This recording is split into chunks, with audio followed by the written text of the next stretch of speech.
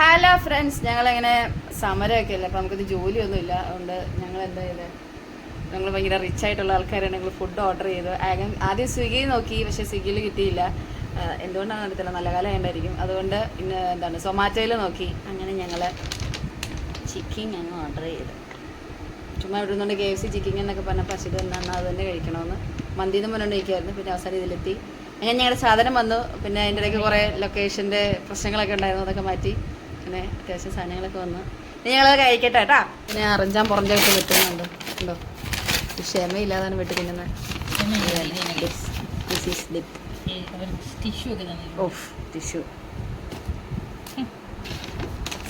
Tomato sauce. Yes yes, ഇതാണ് ഇവരുടെ dip. ഇതാണ് ഞങ്ങളുടെ സാധനം. ഇടില്ല, ഇതാണോ വന്നത്? അല്ല.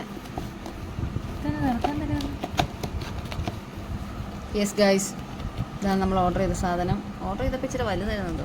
ഇതിപ്പോ ഇച്ചിരി ഉള്ളല്ലോ. മയണൈസ്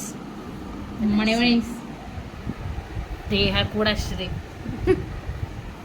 കഴിക്കൂ കഴിക്കൂ. എടുക്കൂ.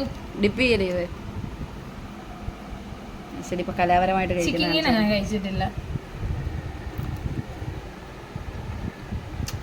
കുഴപ്പമില്ല, തണുത്തുപോയി.